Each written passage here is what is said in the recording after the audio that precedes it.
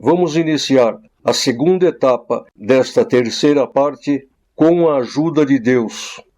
Esta segunda etapa terá 1h17 de duração. O Senhor Jesus falou uma parábola, a parábola do semeador, dizendo: Eis que o semeador saiu pelo campo e lançou a semente. Uma parte da semente caiu à beira do caminho, vieram as aves do céu e a comeram. Outra parte caiu entre os pedregais, e aí então, quando saiu o sol queimou essa semente e ela morreu. Outra parte caiu na terra, porém, entre os espinhos. Essas sementes germinaram, porém, os espinhos cresceram e a sufocaram, e sendo assim, elas não tiveram crescimento. E, finalmente, uma parte caiu na boa terra. Essas germinaram, cresceram e produziram muitos frutos. Então, o que o Senhor Jesus quis dizer com isso? Aquela parte que caiu à beira do caminho são aqueles com que o Senhor faz que a palavra chegue até eles, porém, para que eles ouçam e não tenham mais desculpas diante de Deus. São os traidores bons. Então, eles ouvem a palavra, porém, esta entra por um vidro e sai pelo outro. Agora, a parte que caiu entre as pedras, este é o joio que está na graça de Deus. Esses têm um coração duro, e a semente, então, não germina. Basta sair o sol, que são as adversidades, para que ela morra. E aí, então, teve a terceira parte, que caiu na terra e germinou. Porém, ela caiu entre os espinhos, e os espinhos cresceram e a sufocaram. Esses são os trigos problemáticos. Por quê? Porque a vaidade deles é muito elevada. Para eles, o principal, o mais importante, não é amar a Deus sobre todas as coisas, e sim é alimentar a sua vaidade. E sendo assim, o foco deles passa a ser os cuidados desta vida, o engrandecimento material, sendo que isso, então, são os espinhos que sufocam a semente. E, finalmente, teve aquela parte que caiu na boa terra. Esta boa terra é o coração do trigo, o qual, quando a semente cai ali, ela germina, cresce e produz muitos frutos. Está claro? Vamos imaginar uma cidade que não tenha a obra de Deus. Aí então, o Senhor manda os evangelistas para lá e acaba chamando um povo naquela cidade. No meio desse povo vai ter esses 4 tipos de espírito: o trigo problemático recuperável, o trigo problemático irrecuperável e o joio. Dando uma pausa, os irmãos sabem qual a diferença que tem entre santidade, consagração e espiritualidade? São 3 coisas distintas que não têm nada a ver uma coisa com outra. Santidade. A pessoa está sendo preparada por Deus para que ela possa retornar para o céu. O Senhor está zerando a sua vaidade, está reequilibrando a sua alma. E muitas vezes a pessoa já está perfeita, pronta para ir para o céu, só que ela não tem dom nenhum. Ela não tem dom de orar na igreja, ela não chama hino, não testemunha. Consagração. Aí é quando a pessoa tem as ferramentas que o Senhor deu e ela trabalha para o Senhor. Ela é consagrada a Deus. E apesar dela ser consagrada a Deus, mas às vezes ela não é santa como aquele outro. Espiritualidade. Isto já significa mente de Cristo, sabedoria de Deus. Muitas vezes a pessoa é muito espiritual, tem muita luz, porém, ela não é consagrada como aquele e nem é santo como aquele outro. Os irmãos estão entendendo a diferença? Falando-se de espiritualidade, os irmãos sabem qual é a diferença que tem entre o trigo e o trigo problemático recuperável? A diferença é o seguinte: até um certo ponto eles vão juntos. Por exemplo, numa escala de 0 a 100 de espiritualidade, até 30 os dois vão juntos. O trigo, o Senhor começa a prepará-lo e aí ele começa a subir na escala. De 30 ele vai para 35, 40, 50, 60. olhe a obra que o Senhor está fazendo conosco. E o trigo problemático recuperável?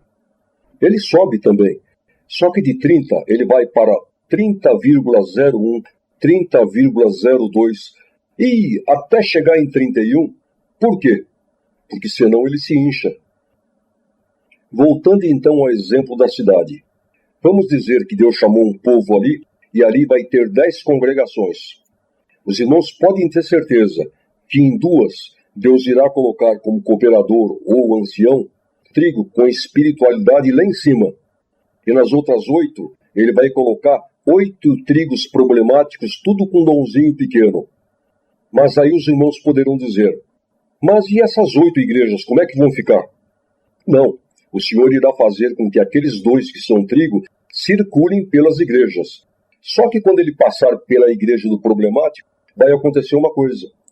O problemático vai dizer assim, por que ele tem e eu não tenho? Mas o Senhor doutrina eles. O Senhor ensina que quando você vê um irmão que tem mais dom do que você, não é para ficar com inveja. Ora para ele, para que Deus abençoe mais ainda.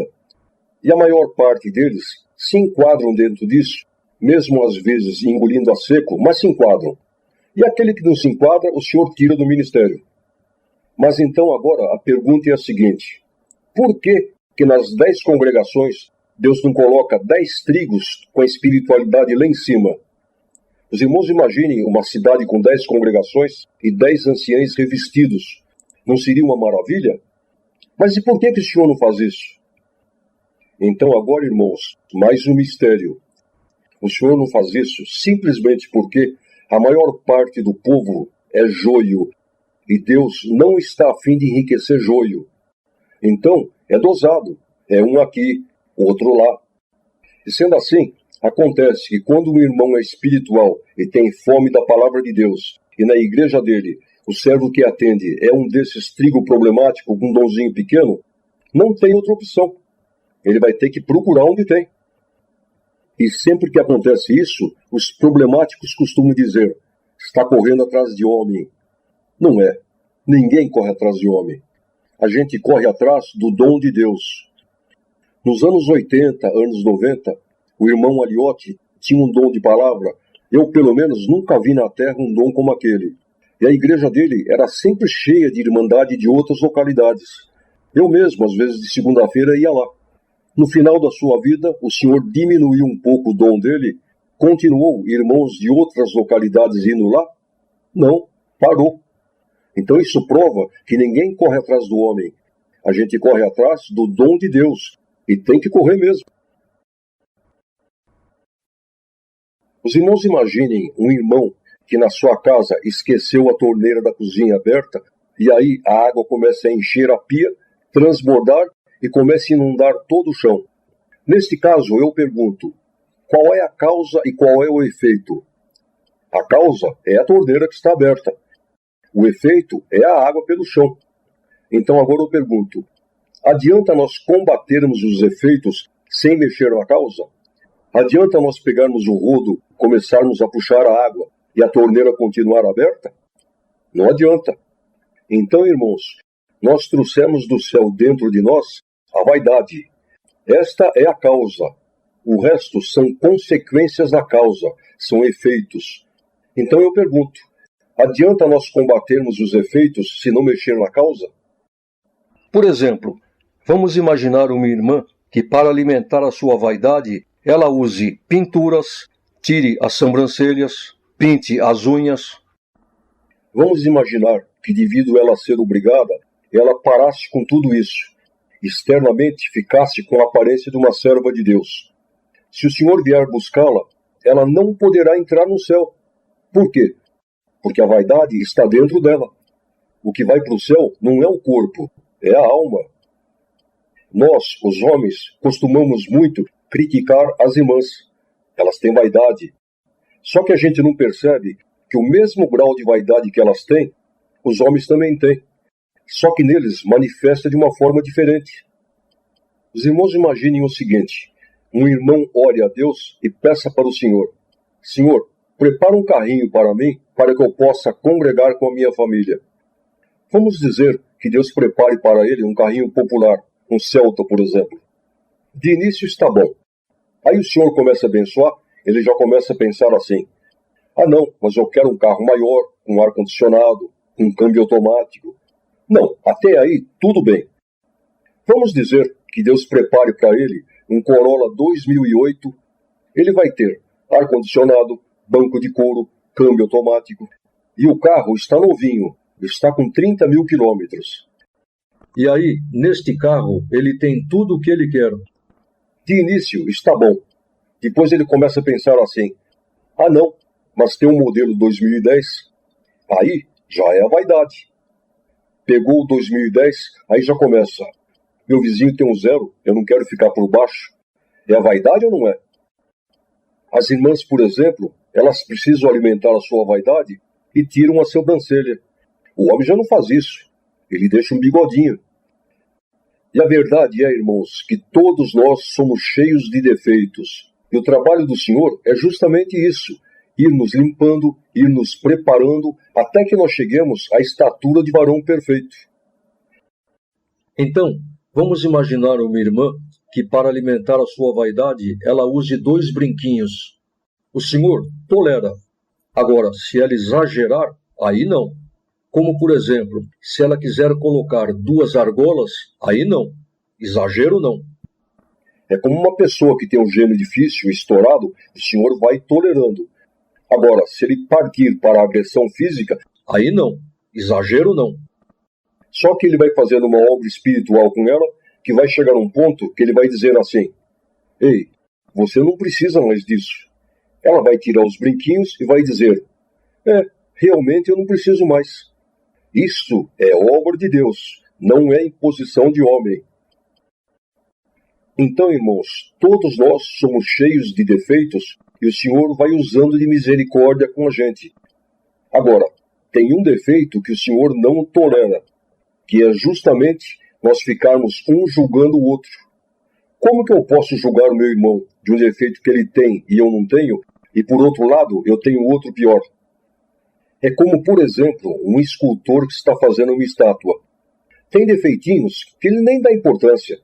Por exemplo, uma sobrancelha que está meio tortinha. No final, quando a estátua estiver para ser inaugurada, ele vai lá e dá uma pinceladinha. Agora os irmãos imaginem se eu chegar para ele e falar: ei, você não está vendo aquela sobrancelha que está meio torta? Ele vai me dizer: peraí, está faltando uma perna ainda? Você quer que eu vou me preocupar com isso? Tem um irmão diácono que é meu amigo, e outro dia ele contou que em uma cidade onde ele atende a obra, aconteceu o seguinte: lá tinha uma irmã da piedade que era o braço direito dos diáconos. Só que ela tinha um problema. Ela usava 2 brinquinhos. E os diáconos sempre comentavam entre eles: mas não pode, uma serva de Deus como ela, tendo uma vaidade como essa. Só que é o seguinte: ninguém tinha coragem de chegar e conversar com ela. Ficava um jogando para o outro. Um dia, um deles criou coragem e foi lá conversar com ela. E falou: irmã, a irmã é uma serva de Deus. Para que uma vaidade como essa?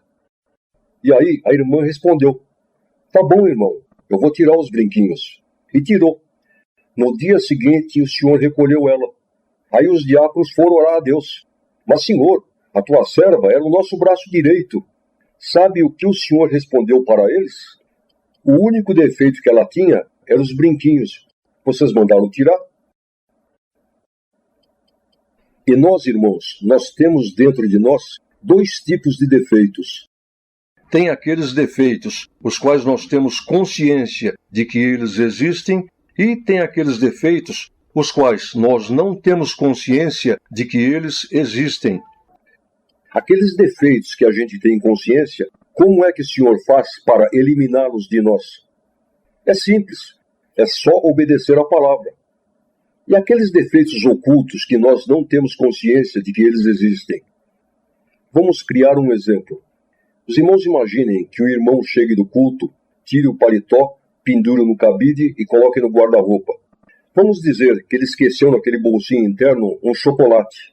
E aí está calor e o chocolate acabou derretendo e acabou manchando internamente o seu paletó. Como que ele terá que fazer para limpar esse defeito, limpar essa mancha? Vai ter que pegar o paletó, virar do avesso e expor a mancha. Aí então, com água e um detergente, ele limpa, depois é só deixar secar e pode usar novamente. Os irmãos imaginem um irmão que ele tem o seguinte defeito. De vez em quando ele está bravo, ele fala um palavrão. Mas ele nem tem consciência desse defeito. Isso só acontece quando ele está bravo. Mas o Senhor está vendo, e o Senhor quer limpá-lo disso. Como que o Senhor faz? É mais ou menos como o exemplo do paletó. O Senhor irá virá-lo do avesso para expor a mancha, e depois então, com detergente e água, o Senhor irá limpar essa mancha. O Senhor irá criar na vida dele uma situação em que ele irá ficar muito bravo. Por exemplo, alguém passando a perna nele. E aí então ele vai começar a falar palavrão. E vai falar palavrão. De repente ele vai orar a Deus e pede: Senhor, faz justiça na minha causa. Aí o Senhor irá falar para ele: você pede para mim fazer justiça, mas você me desagrada, você fala palavrão. Ele vai cair em si. Puxa, é verdade, eu estou desagradando o Senhor. E aí ele faz até um propósito de não falar mais palavrão. Já é a limpeza? Não, ainda não. Mas já houve uma evolução. Por quê? Porque agora ele já está consciente do seu defeito. Então o que o Senhor faz? Aperta a situação, a coisa fica feia e ele volta a falar palavrão. E vai xingar, e vai falar palavrão. De repente ele cai em si. Meu Deus, eu já tinha prometido para o Senhor que eu não iria mais falar palavrão, e já estou novamente falando. Aí então ele irá sentir um remorso, e com este remorso ele irá orar a Deus, e a partir daí nunca mais ele vai falar palavrão. Por quê? Porque o remorso é o detergente que nos limpa dessas manchas. Os irmãos mais velhos na graça, se começarem a lembrar, os irmãos irão perceber de quantas coisas, de quantos defeitos o Senhor nos libertou através do remorso. Há muitos anos atrás, eu tinha um defeito. Eu gostava de música sertaneja. Os irmãos vejam bem, eu não critico ninguém pelo seguinte: uma construção, quando ela está ainda sem rebocar, se alguém passar a mão na graxa e passar na parede, não tem problema nenhum. Agora, depois que rebocou, depois que pintou, aí a pessoa não poderá mais passar a mão na graxa e passar na parede. E o que acontece, irmãos, é que cada um de nós somos uma construção, e cada um está num estágio diferente. Então tem coisas que para um pode, para outro já não pode. Naquele tempo, então, eu gostava de música sertaneja e a minha esposa também. E naquela época nós viajávamos muito para o interior do estado de São Paulo. Então o que acontecia? Quando a gente saía de Santo André, nós já ligávamos no sertanejo. Quando chegávamos em Campinas, a rádio de Santo André não pegava mais, nós já tínhamos outra. Quando chegava lá no interior, já tinha outra. Íamos e voltávamos curtindo música sertaneja. Um dia, o Senhor me libertou. Só que não libertou a minha esposa. E aí, o que passou a acontecer? A gente saía de viagem, ela já ligava no sertanejo. E aquilo já me fazia mal. Só que eu pensei o seguinte: assim como o Senhor me libertou, Ele vai libertar ela também. Eu não vou falar nada. E assim foi. Eu passei a suportar aquilo. Um dia, eu machuquei a minha perna, fiquei com a perna enfaixada, e como nós trabalhamos com confecção, a minha esposa precisava fazer uma entrega de roupa numa cidade aqui perto. Como eu não podia ir com ela, devido à minha perna estar naquele estado, ela me deixou lá, pegou a mercadoria, colocou no carro, estava chateada, entrou no carro, olhou para o céu e falou: Senhor, senta aqui do meu lado, vai comigo. Ligou o carro e saiu. Andou uns quarteirões, já ligou na música sertaneja. Foi e voltou curtindo música sertaneja. Quando ela chegou em casa, que ela desligou o carro, que ela desligou o rádio, o Senhor falou para ela: então você me convida para ir junto com você só para me fazer escutar essas músicas? Na hora, irmãos, foi um remorso, uma vergonha tão grande que foi a libertação dela. Nunca mais ela escutou música sertaneja. Os irmãos estão entendendo? A obra de Deus é assim. Só o Senhor é quem sabe como mexer na causa dos problemas. E isto ele faz com perfeição, diferente do homem que, quando põe a sua mão, acaba estragando. Vamos então mudar de assunto? Os irmãos imaginem um irmão que é um trigo, que tenha seus 35 anos, tem um bom emprego, ganha seus 15, 20 mil por mês, tem casa boa, carro, dinheiro na poupança. E um crente em uma situação como essa, ele tem um projeto de vida, ele sonha, como qualquer ser humano. Então esse irmão está pensando assim: bom, quando chegar agora no meio do ano, eu vou reformar minha casa, deixar ela bonita, aí no fim do ano, aí então vou trocar de carro, pegar um carro zero. Depois então, eu vou querer meu sítio. E aí nós chegamos para ele e perguntamos: e vida eterna? Certamente ele vai responder assim: não, vida eterna é a coisa principal que tem. Só que na cabeça dele, ele está pensando o seguinte: eu quero viver até meus 75, 80 anos, quero viajar, conhecer a Europa, os Estados Unidos. Só, irmãos, que está escrito assim: assim como os céus estão mais altos do que a terra, assim são os pensamentos de Deus mais elevados do que os nossos pensamentos. Pode ser que o senhor, olhando para ele, o senhor esteja vendo que o dia da partida dele desta terra já está marcado para daqui a 10 anos e ele não está preparado para entrar no céu. Então, o senhor planeja para ele uma prova. Eu vou colocar ele numa prova material, vou deixar ele 10 anos na prova, no final dos 10 anos ele vai estar preparado e eu irei recolhê-lo. E aí o que o senhor faz? Manda a prova. Ele perde o emprego. Aí ele já entra em desespero.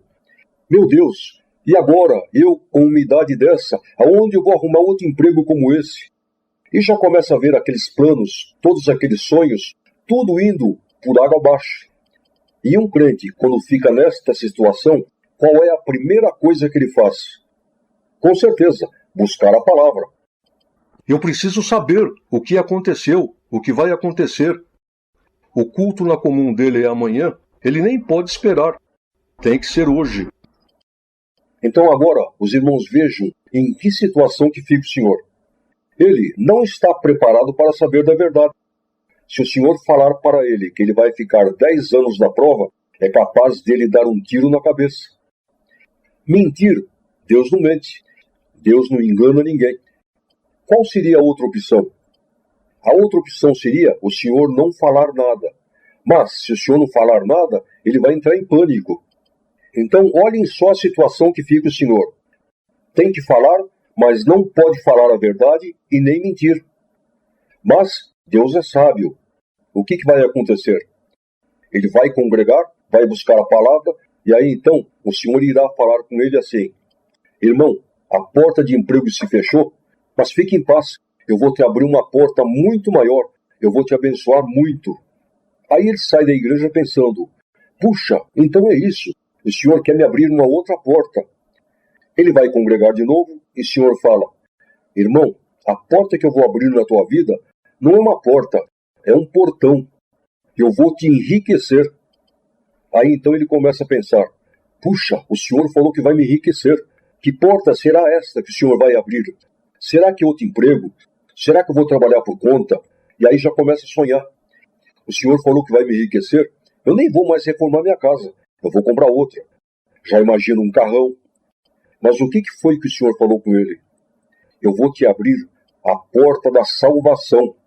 Eu vou te enriquecer espiritualmente. Só que, por permissão de Deus, ele entendeu tudo no sentido material. Quando ele estiver no 3º ano de prova, ele vai estar pensando assim: meu Deus, 3 anos que eu estou nessa prova, o senhor falou que vinha, até agora nada, mas quando será que o senhor vem? Ele vai na igreja e o senhor fala com ele: irmão, a obra que eu vou fazer na tua vida está muito mais perto do que você imagina. Aí então ele pensa assim: puxa, eu tenho consciência que eu não tenho condições de ficar mais 3 meses nessa prova. O senhor falou que está mais perto do que eu imagino. Então, está por horas. Mas o que o senhor falou com ele? Ele não espera entrar no céu quando ele estiver com 75, 80 anos? Falta só 7.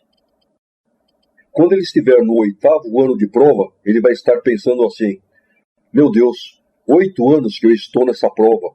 O senhor falou que ia fazer a obra. Eu acho que eu peguei palavra errada. É isso. O senhor deve ter falado com outro e eu peguei para mim. Mas, pensando bem, eu gostaria mais é que o senhor me recolhesse. Quando ele estiver no 10º ano de prova, ele já está preparado. O senhor já poderá até abrir para ele. Tudo o que eu falei foi no sentido espiritual. Eu permiti que você pegasse no sentido material porque você não estava preparado. Então, irmãos, o que acontece no meio da obra de Deus é que muitos estão blasfemando contra a palavra de Deus por não ter entendido a palavra. E outra coisa, eu não sei se os irmãos sabem, blasfemar contra o Espírito Santo não é só falar contra a palavra ou contra uma profecia que Deus deu.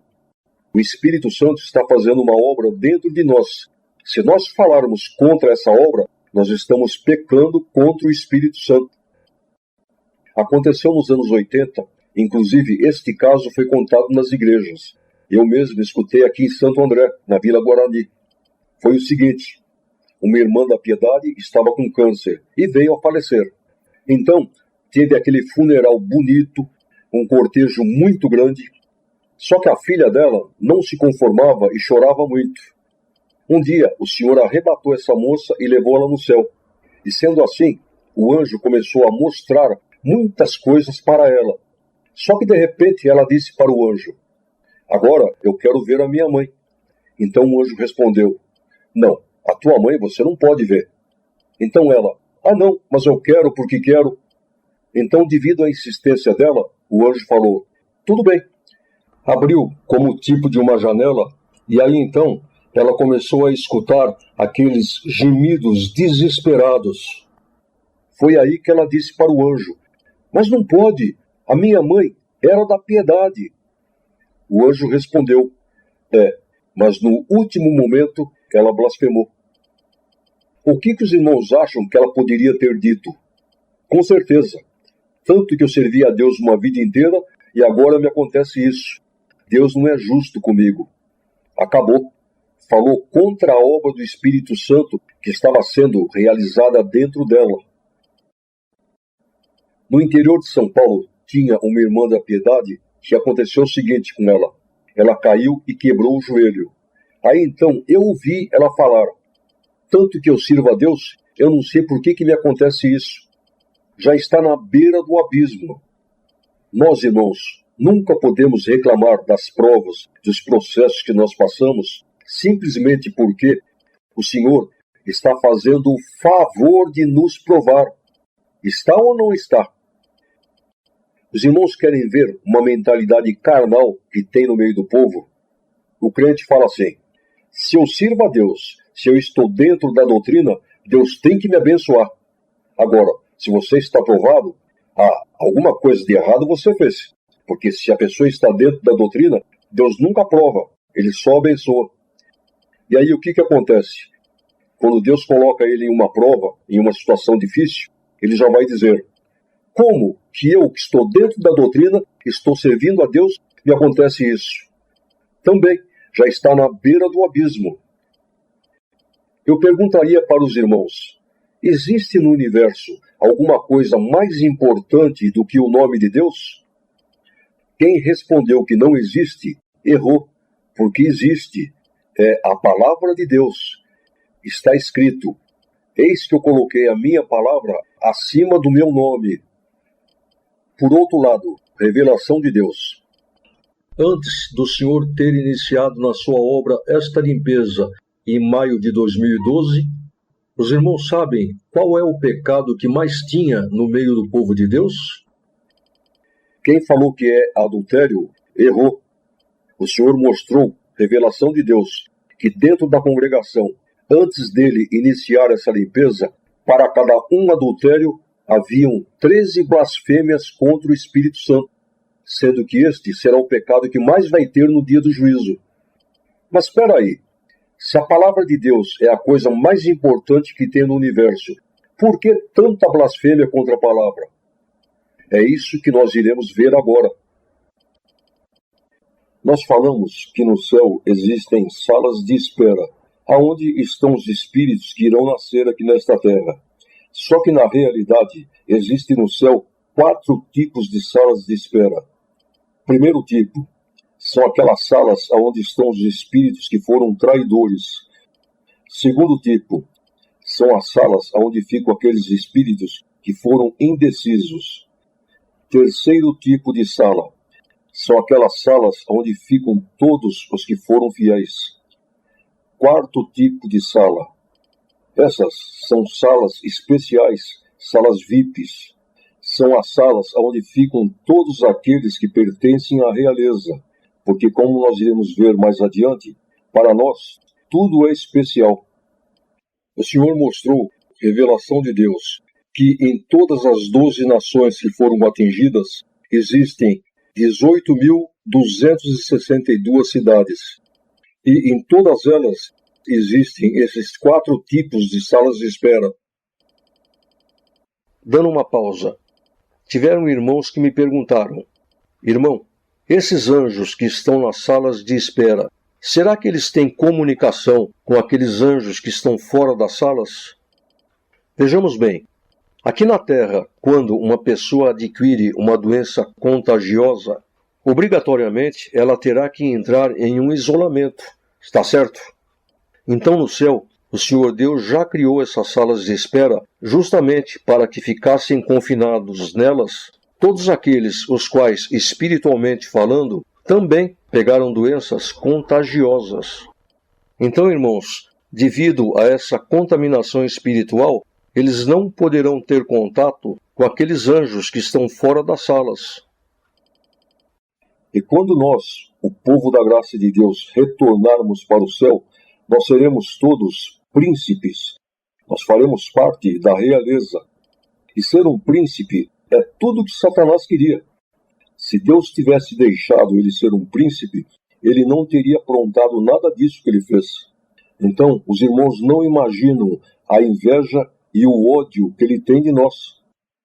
E assim sendo, Lúcifer orientava os demônios para que eles ficassem nessas salas, nas salas VIP. E ele mesmo ficava indo de uma em outra. Por quê? Porque é ali que estava a diferença dele.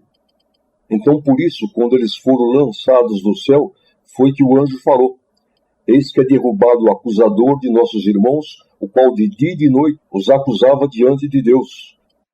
Então, irmãos, eles ficavam constantemente nos acusando, nos injuriando, porque os irmãos sabem que, na realidade, nós no céu não brigamos contra os demônios, contra aquele grupo de 711 milhões. Nós brigamos sim, defendendo o Senhor Jesus contra os traidores, aqueles que eram a favor de Lúcifer e dos demônios. Mas contra o diabo mesmo, nós não lutamos no céu. Então, irmãos, foi por esta razão que foi marcado para cada um de nós uma guerra aqui na Terra. Voltando aqui na Terra, a graça de Deus, ela possui 4 estágios. Lógico que existem as exceções. Acontece casos de Deus chamar uma pessoa na graça e depois de uma semana a recolhe. Porque existem pessoas as quais o Senhor chama na graça e já os recolhe. Isso acontece, irmãos, porque essas são pessoas as quais possuem pouca contaminação em suas almas. E assim sendo, lá no mundo mesmo, o Senhor já vai fazendo um trabalho de restauração. E aí acontece, irmãos, que o Senhor os chama na graça somente para que eles possam ter o direito de pertencerem à realeza. Isso porque, no céu, eles foram anjos que também brigaram defendendo o Senhor Jesus. Agora, no geral, a regra é a seguinte: a graça de Deus possui 4 estágios.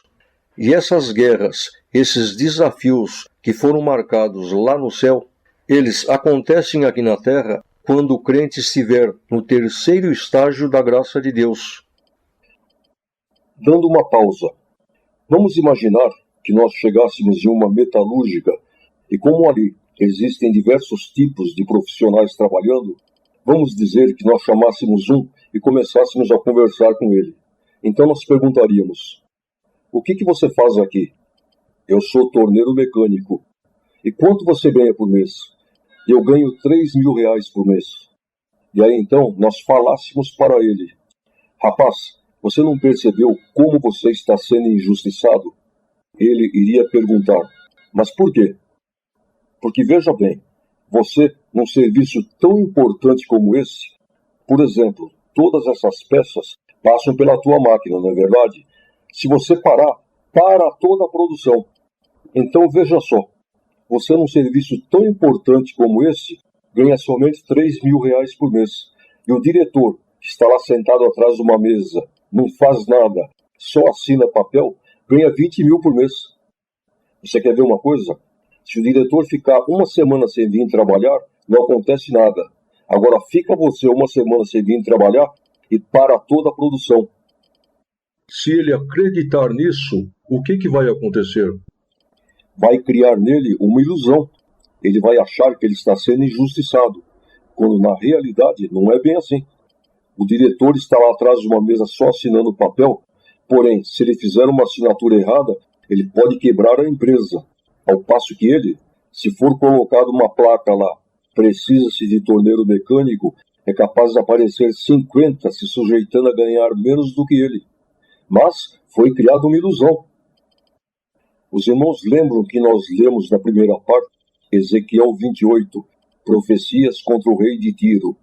Os irmãos lembram também que foi falado que esse rei de Tiro era endemoniado, e quando essa profecia veio para ele, não foi para ele, foi para o diabo que estava dentro dele. E esta profecia começa falando assim, já referindo-se ao diabo. Tu és o aferidor da medida.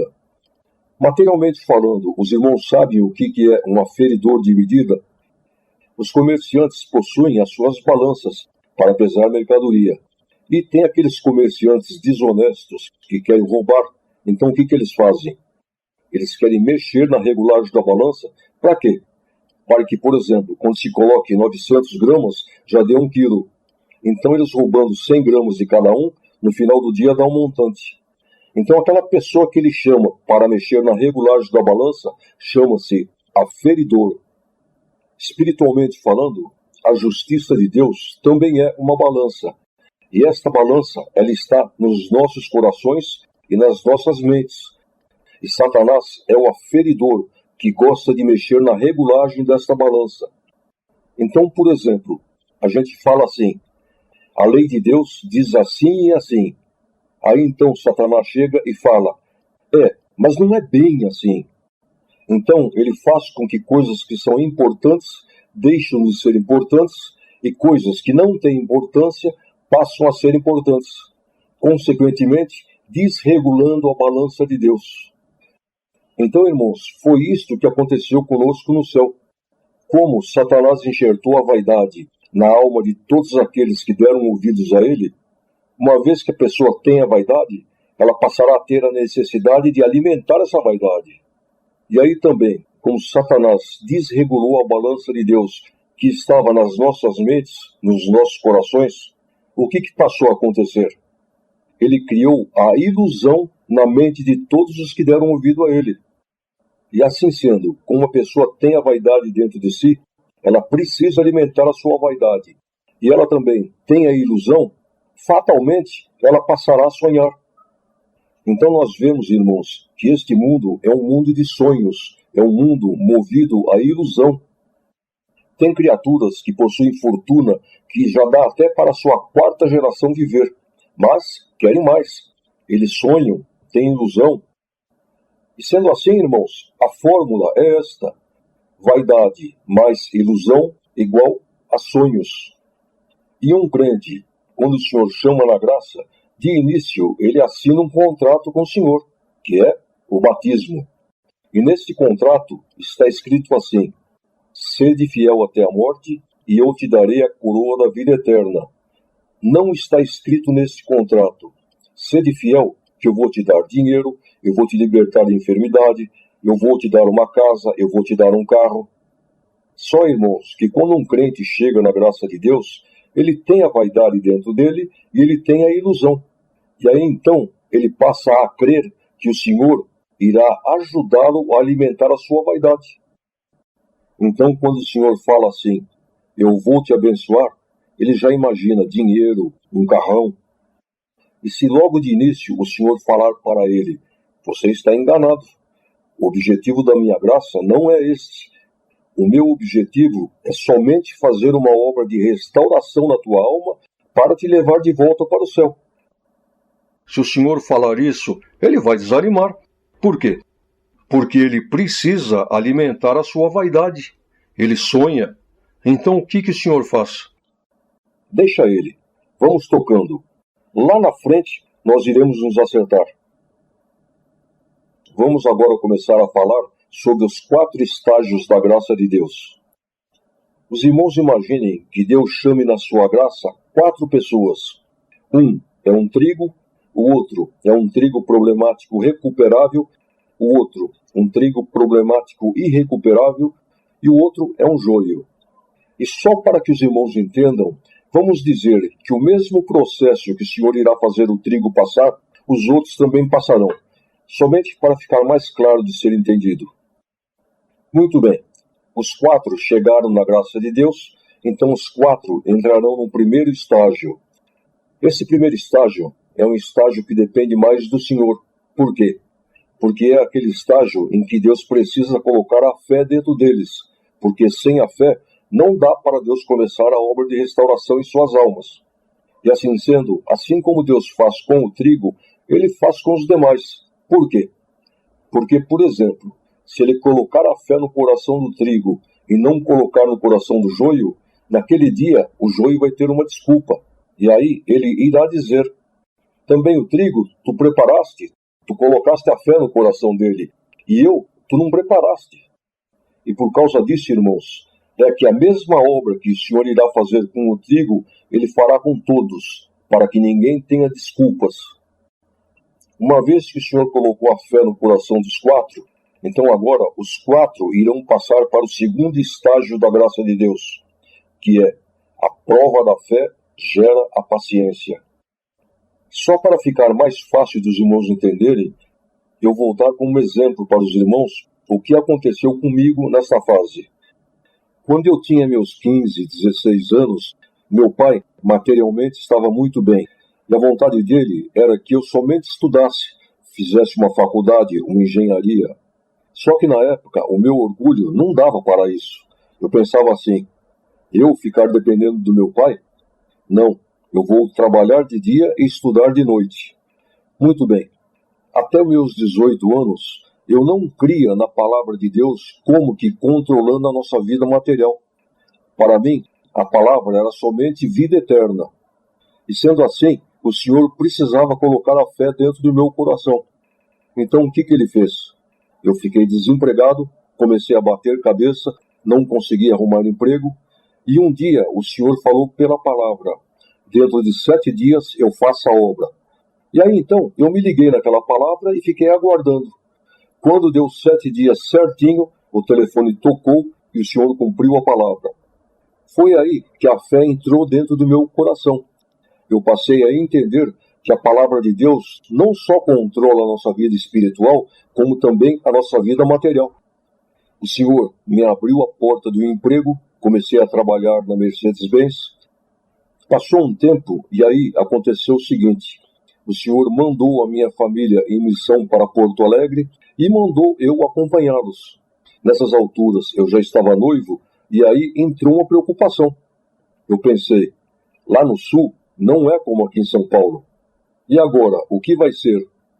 Foi quando então o Senhor começou a falar comigo pela palavra: você vai para o lugar onde eu estou te mandando e eu vou te abençoar muito, tanto material como espiritual. Mas tem uma coisa: você chega lá e não saia para procurar emprego, porque eu irei levar na tua casa a porta que eu vou te abrir. Muito bem, cheguei lá. Quando começou a passar os dias, meus pais começaram a perguntar para mim: Carlos, você não vai procurar emprego? Aí então eu disse para eles: sabe o que acontece? Lá em São Paulo, Deus falou comigo que era para mim não sair procurar nada, porque Ele vai trazer aqui em casa a porta que Ele vai me abrir. Como o Senhor queria me provar, o que Ele fez? Ele fechou a mente dos meus pais e aí eles me disseram: não, Carlos, espera aí. Se Deus vai te abençoar, tudo bem, mas você tem que sair procurar emprego. Não está escrito que nós temos que trabalhar? E eu ia buscar a palavra e o Senhor falava: não saia, espera, porque eu vou levar na tua casa. Eu falava para eles e, por permissão de Deus, eles não criam. E aí, o que passou a acontecer? Eu comecei a sofrer. Era o meu orgulho que estava sendo atingido. O que eu mais queria que não acontecesse, aconteceu. Os dias foram se passando e aí a Irmandade perguntava para minha mãe: e o Carlos, não vai arrumar emprego? Ela dizia: está esperando que Deus vai trazer em casa. Um dia eu perdi a paciência, saí e arrumei um emprego. Isso foi numa segunda-feira. Na quarta-feira, quando eu fui congregar, o Senhor falou comigo pela palavra: por que você me desobedeceu? Saia, senão você irá se arrepender. Conclusão: no dia seguinte eu tive que ir lá e pedir a conta. Então, os irmãos não imaginam o ambiente ruim que começou a ficar em casa. E eu sofri, irmãos. Eu chorava. Era o meu orgulho que estava sendo atingido. Um dia eu fui congregar e pela palavra o Senhor falou comigo: amanhã vai te aparecer uma porta de emprego e muito boa. Se você pegar, a tua carreira está encerrada diante de Deus. No dia seguinte, um irmão que trabalhava em um estaleiro ligou para o meu pai e disse para ele: irmão Antônio, Deus abriu uma porta para o Carlos, um emprego de comprador para ganhar tanto. Meu pai vira para mim e fala assim: Carlos, você está certo. A porta veio até em casa. E aí então eu me lembrei da palavra do dia anterior. Olhem só que situação. Resumindo, quando chegou num ponto em que eu não aguentava mais, aí o Senhor falou comigo: dentro de 3 meses eu faço a obra. Foi então que eu falei para os meus pais, só que eles pensaram assim: vamos deixar. Quando der os 3 meses não irá acontecer nada, e aí ele irá ver que ele está errado. Muito bem, eu comecei a contar as horas. E quando completou os 3 meses, os irmãos sabem o que aconteceu? Nada. Meus pais me cobraram e a minha saída foi essa. Não, o senhor falou 3 meses, mas pode ser 3 meses e 2 dias, 3 meses e 10 dias, até 3 meses e 29 dias. O que não pode é completar 4 meses. Bem, foi essa saída que eu tive. E comecei então a aguardar. Este prazo iria vencer em um domingo. Se passasse daquele domingo, já estaria furado. Por quê? Já iria dar 4 meses. Neste domingo, nós fomos congregar e depois do culto, eu iria fazer uma viagem para o interior do Rio Grande do Sul para fazer um servicinho para o meu pai. Quando eu cheguei na igreja, eu vi assim estacionado um carro com placa de São Paulo, mas eu nem dei muita atenção e entrei. Naquele culto, o senhor não falou nada. Conclusão: saí da igreja aborrecido, fui para a rodoviária e embarquei. Dentro do ônibus, quando deu meia-noite, eu entrei em aflição e me atribulei, pensando: agora está tudo perdido. Na terça-feira, retornei para Porto Alegre, triste, de cabeça baixa, arrasado. E quando eu entrei na minha casa, quando eu saudei meus pais, eles me falaram: Carlos, você não sabe o que aconteceu. Eu perguntei: o quê? Você lembra aquele carro que estava parado em frente à igreja com placa de São Paulo? Então, era um irmãozinho. Esse irmão, ele era cabeleireiro masculino aqui em São Paulo e trabalhava de empregado num salão. E naquele tempo, quem trabalhava nessa profissão ganhava mais ou menos igual a um engenheiro. E aí o que aconteceu? Esse irmão começou a orar a Deus e pedir para Deus preparar um salão para ele. Foi quando então o Senhor disse a ele: vai para Porto Alegre, na casa do cooperador, que lá tem um sócio para você. Ele não me conhecia, nem eu a ele. Resumindo, o Senhor fez uma obra de milagre e me deu um salão no centro da cidade, um salão bom, cumprindo desta maneira a sua palavra e levantando a minha cabeça perante meus pais, perante a Irmandade. Eu não tinha condições nenhuma de montar esse salão e o Senhor fez uma obra de milagre, a qual somente Deus poderia fazer. Muito bem, voltando a falar dos 4, eu perguntaria: os irmãos acham que o trigo problemático irrecuperável e o joio iriam se submeter à vontade de Deus como eu me submeti? Se eles tivessem que passar pela mesma situação que eu passei, Os irmãos acham que eles iriam obedecer a palavra como eu obedeci? De maneira nenhuma.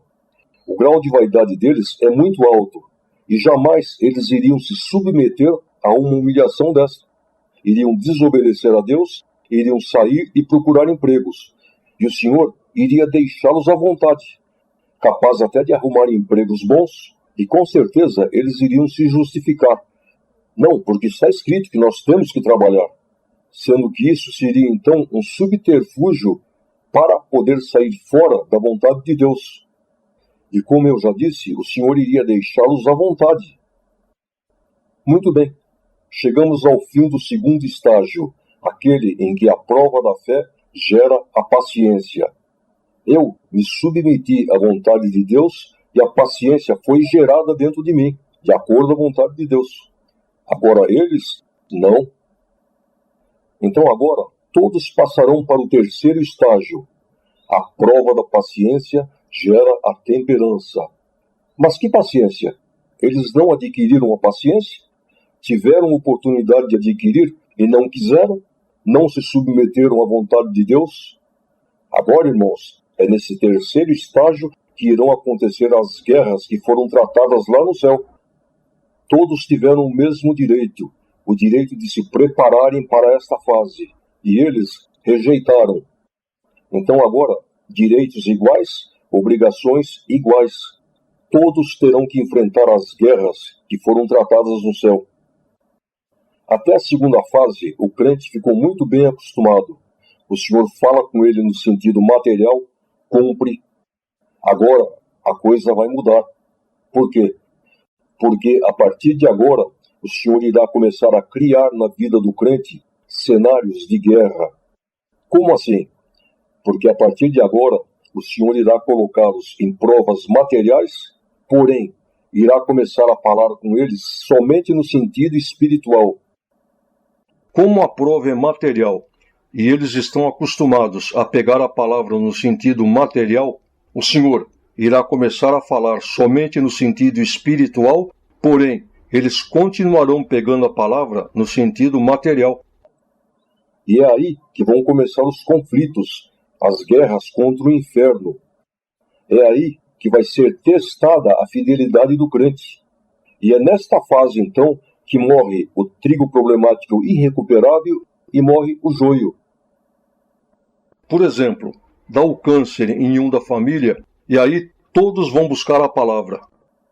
E aí o Senhor fala, vou libertar. Voltam a buscar a palavra e o Senhor fala, não é morte, é vida. Vai ser uma obra para a honra e glória de meu nome. Então, todos passam a crer que o Senhor irá curar. E aí o que acontece? O Senhor chega e recolhe. Conclusão, blasfêmia contra a palavra. Diz na palavra de Deus, plantou, tem que colher. Os irmãos já perceberam que sempre que o diabo faz guerra contra um crente, que ele aflige o crente, na realidade ele está trabalhando para Deus? Por quê? Porque ele está fazendo o crente orar, congregar, buscar a palavra. Mas por que ele faz isso? Será que ele é burro? Não. É porque Deus obriga ele a fazer tudo isso.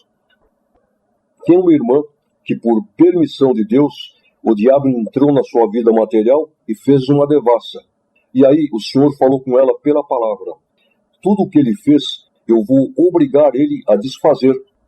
Então, essa irmã passou a crer que o Senhor iria obrigar o diabo a desfazer tudo o que ele fez da vida material dela. Ou seja, a reconstruir tudo. Só que não foi nada disso que o Senhor falou. O que o Senhor quis dizer foi o seguinte, tudo que ele plantou lá em cima, aqui ele vai ser obrigado a colher. Os irmãos estão entendendo? Tem uma irmã que é lojista e também o diabo entrou na sua vida material, voltou cheque, foi protestada.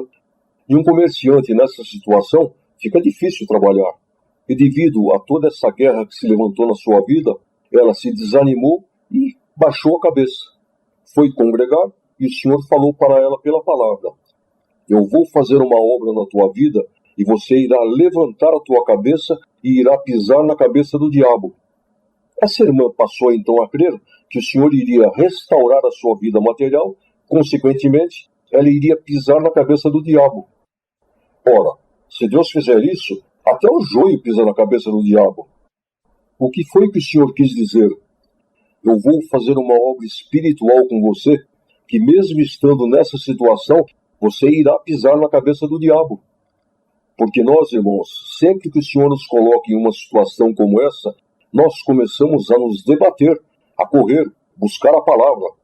Quando falam para nós que lá em tal lugar tem um irmão que Deus se usa, nós corremos lá. Por quê? Porque a situação tem que mudar. Só o que a gente não sabe é que quem tem que mudar não é a situação, somos nós. E então, é nessa fase que o crente pega palavras de libertação. Muitas vezes o Senhor marca a data, só que o Senhor está falando tudo no sentido espiritual e está fazendo obras espirituais. Porém, a pessoa ela está focada na parte material, porque a sua prova é material. E é aí então que se cumprem as guerras que foram tratadas lá em cima. E é aí que morrem o trigo problemático irrecuperável e o joio. Antigamente aqui na Terra, quando dois homens se estranhavam, que um ofendia a honra do outro, era marcado um duelo. E esse duelo tinha dia e hora para acontecer. Até aquele dia não tinha problema nenhum. Se os dois se encontrassem, não aconteceria nada. Porém, naquele dia e naquela hora que foi marcada, os dois estariam lá armados, iria ter um juiz, e aí então eles iriam duelar até a morte. Um dos dois iria morrer. Às vezes morriam os dois. Espiritualmente, também é assim que funciona. O duelo foi marcado no céu e já tem o dia marcado para acontecer aqui na terra. Enquanto esse dia não chega, o Senhor faz um trabalho de preparação na pessoa. Ele arma, enfim, a vai preparando e revestindo para que quando chegar o dia, ela tenha condições de enfrentar o seu adversário. E durante essa preparação, o Senhor simula muitas situações de duelo. Um soldado, antes de ir para a guerra, ele passa por um treinamento. E neste treinamento são simuladas todas as situações as quais ele terá que enfrentar na guerra. Só que durante o treinamento não tem perigo nenhum. Se ele cometer alguma falha, não tem problema, ele será instruído. Agora, quando ele for para a guerra, aí ele já não poderá mais falhar, porque aí ou ele mata ou ele morre. Espiritualmente é assim. O Senhor dá toda a preparação para o crente. Agora, quando chegar na hora do duelo, aí então é o crente e o diabo. O Senhor fica de lado, só assistindo. Aconteceu com a minha sogra. Deu câncer nela, câncer no seio, e ela foi buscar a palavra.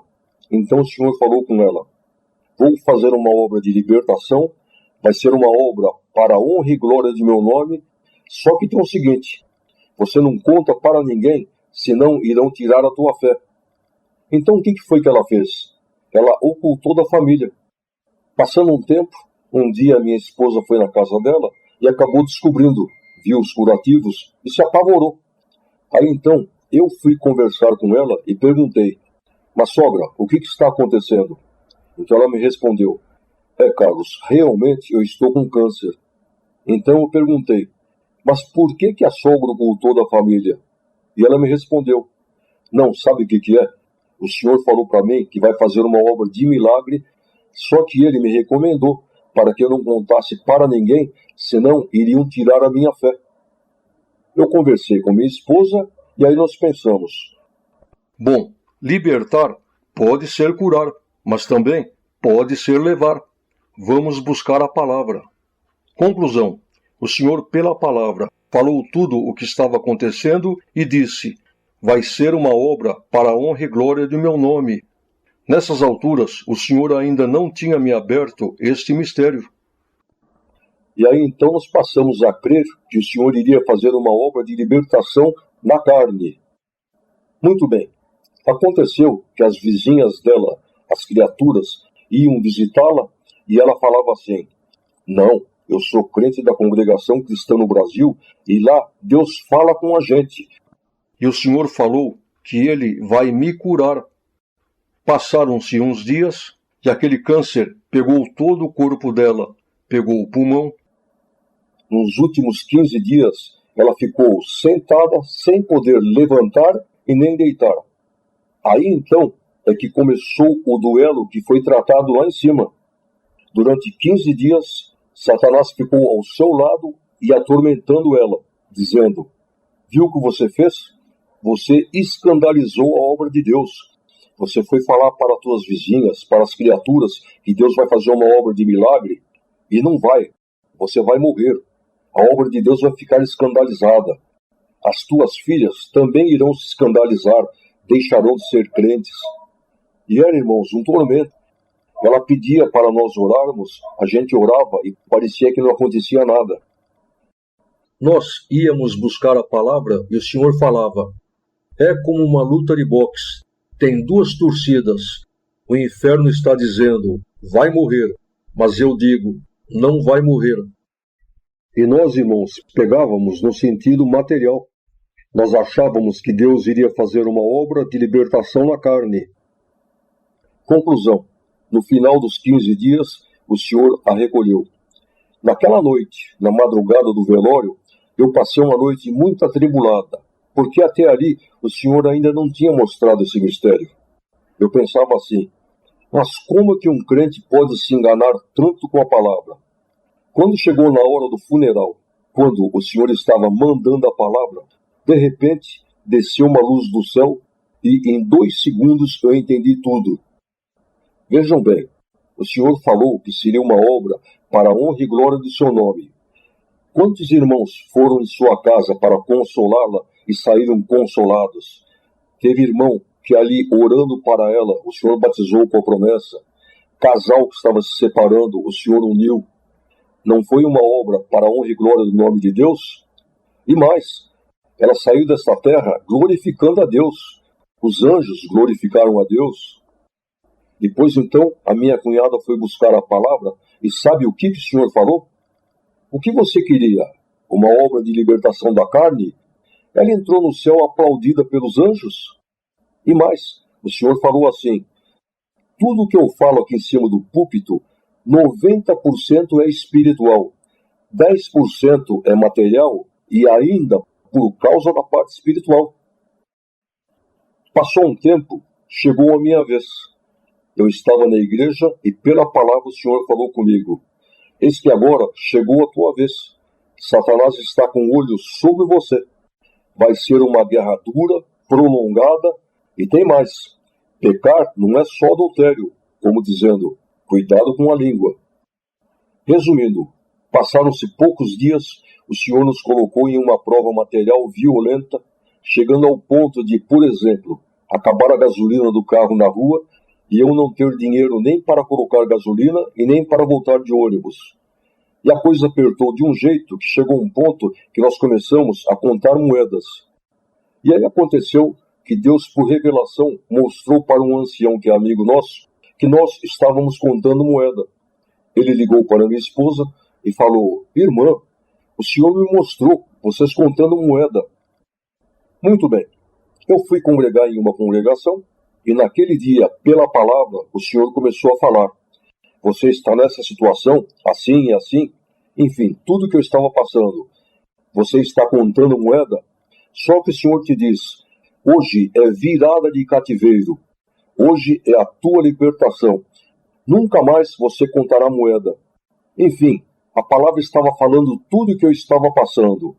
Só que como o Senhor estava montando um cenário de duelo, aconteceu que ele estava falando não era comigo, era com outro irmão que estava lá. Mas, como eu sentia a presença de Deus, eu criei que era comigo. Cheguei em casa todo contente e contei para minha esposa. O Senhor falou que hoje é virada de cativeiro. Nunca mais nós iremos contar moeda. Realmente, irmãos, eu parei de contar moeda, porque não tinha mais. A coisa ficou feia e um dia, quando eu acordei de manhã, Satanás estava ao meu lado e começou a falar: tá vendo? Você pegou a palavra que não iria mais contar moeda? Lógico, não tem mais moeda para contar. Você está vendo? A palavra cumpre. E começou aquela guerra. Na hora, o Senhor me trouxe em mente a minha sogra. Aí então eu pensei: eu estou passando pelo mesmo duelo que a minha sogra passou, mas ele não vai levar não. Levantei, Peguei meus filhos, que eram crianças, coloquei dentro do carro para levá-los para a escola. Quando eu cheguei na escola, que eles desceram, eu fechei todos os vidros do carro e aí, em voz, eu chamei Satanás para conversar. E disse para ele: Satanás, a palavra de Deus é soberana e ela nunca falha. Eu peguei a palavra e ela não se cumpriu comigo, porque não era para mim, porque se tivesse sido, teria se cumprido.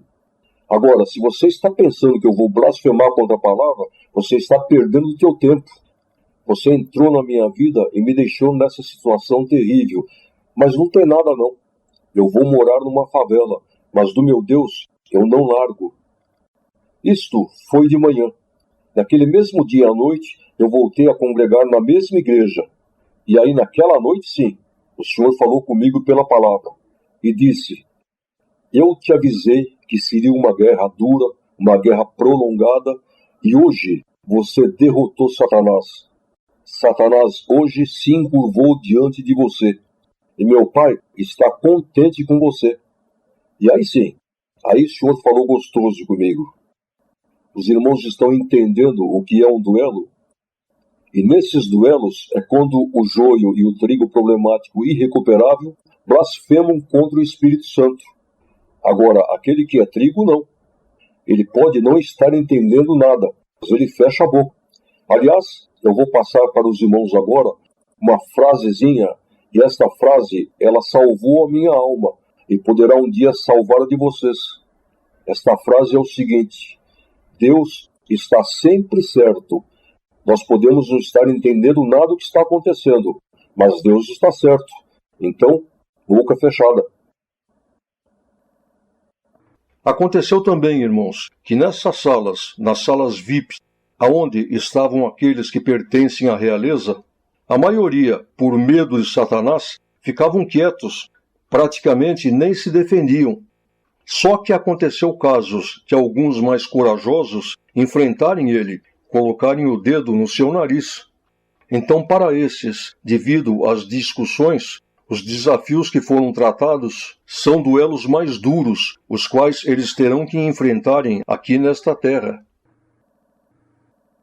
A minha sogra, bem antes dela passar por todo esse processo, aconteceu o seguinte: meu sogro pecou, se desviou, virou um mulherengo, e naquela época em que nós morávamos em Porto Alegre, minha sogra tinha muita vontade de viajar, visitar a filha. Só que ela pensava assim: eu não posso sair. Se eu sair, ele vai colocar outra mulher dentro de casa. E aí um dia ela foi congregar muito triste e o Senhor falou com ela pela palavra: quando eu te libertar, você vai estar livre. A hora que você quiser, você poderá viajar para o sul, viajar para o norte. E o Senhor a libertou, a levou para o céu. Os irmãos estão entendendo?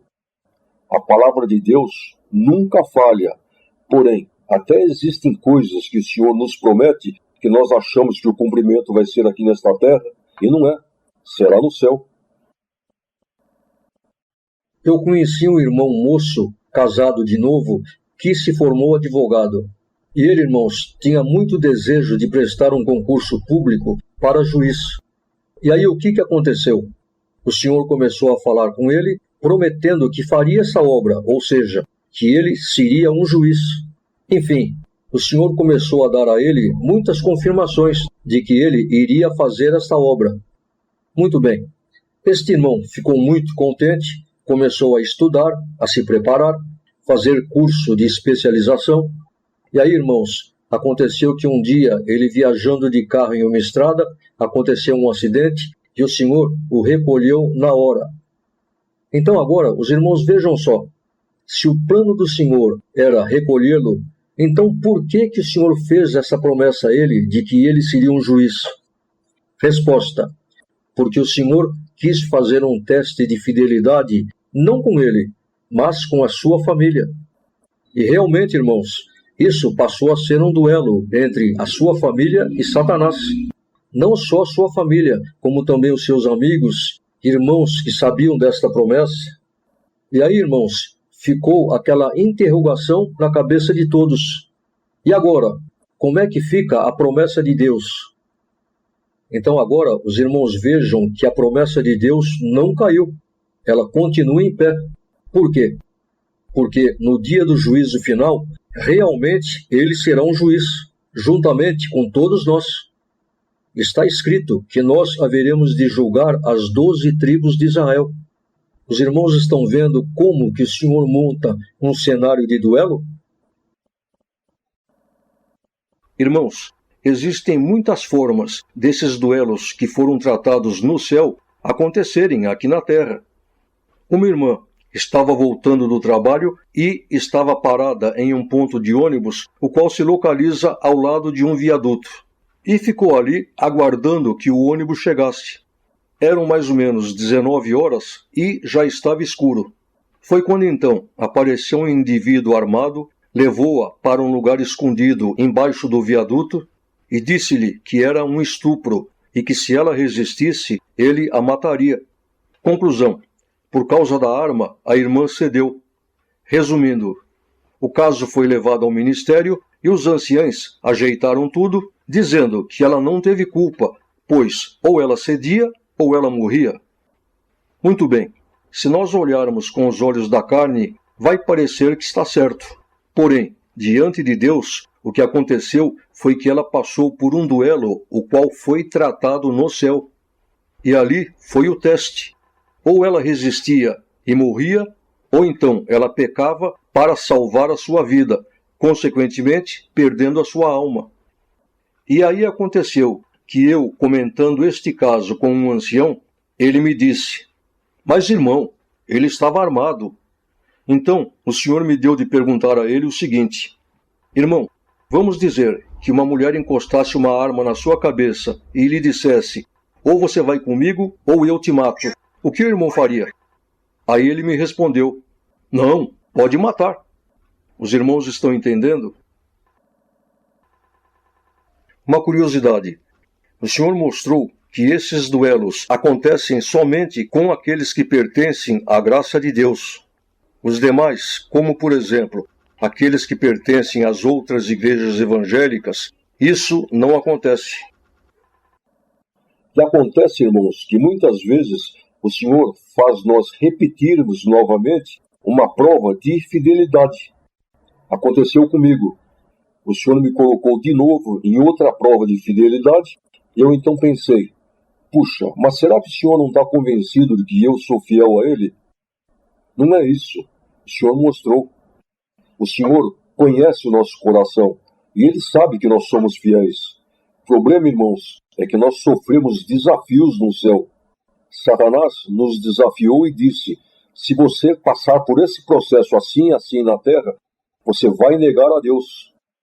Então, irmãos, é por isso que Deus permite muitas vezes que a gente passe por várias provas de fidelidade. Por quê? O objetivo é só um: envergonhar Satanás. Ele nos desafiou. Então aqui na terra nós temos que provar que ele está errado. Um dia eu estava congregando na água rasa e quando chegou na hora da oração, um irmão que estava perto de mim começou a orar. Então, irmãos, olhem só o que ele teve coragem de falar para o Senhor. Senhor, o que está acontecendo na tua obra que a tua palavra fala e a gente não vê o cumprimento de nada? Olha só. Voltando então a falar dos 4 que estão na graça de Deus, chegamos então ao final do 3º estágio e só restou vivo, só sobreviveu o trigo e alguns trigos problemáticos recuperáveis, porque alguns também não sobreviveram nessa fase. E o que aconteceu com esse trigo problemático recuperável que conseguiu sobreviver? Os irmãos vejam bem, o problema espiritual deles é grave, é sério. Então, durante esses 3 estágios, não foi possível o Senhor fazer uma obra de restauração em suas almas como aquela que ele fez naqueles que são trigo. E sendo assim, chegamos no final do 3º estágio. Agora virá o 4º estágio. E o 4º estágio, o que é? Os irmãos imaginem um carro quando bate, vai para a oficina, aí são trocadas todas as peças, ele é pintado, só falta polir. Então esse 4º estágio, das duas uma, ou o senhor dá um polimento e leva embora, ou então a pessoa está preparada para trabalhar na obra de Deus, porém num patamar superior. É isto que vai acontecer com aquele que é trigo. Das duas, uma. Ou o Senhor vai dar um polimento e vai levar embora, ou então ele vai estar preparado para ficar mais um tempo nesta terra, trabalhando na obra de Deus. E qual o trigo problemático recuperável que conseguiu sobreviver nesse terceiro estágio? Deus não fez em sua alma aquela obra de restauração que deveria ter sido feita. Porém, ele se esforçou. Ele veio cambaleando, mas veio. E sendo assim, o Senhor irá fazer com que ele passe para o quarto estágio. Só que o quarto estágio para ele será uma bela de uma coma. E aí então, em coma, o que não foi possível fazer enquanto ele estava em vida, o Senhor fará. O Senhor completará a sua obra nele e o levará para o céu. A Deus e a Cristo Senhor devemos consagração, respeito, honra profunda. Bem, irmãos, chegamos então ao fim desta segunda etapa da terceira parte. Faz-nos por Cristo escolhidos, sereis para a glória de Deus. Cristo vos quer revestidos das santas virtudes dos céus. A Deus e a Cristo Senhor devemos consagração, respeito, honra, profundo amor e eterno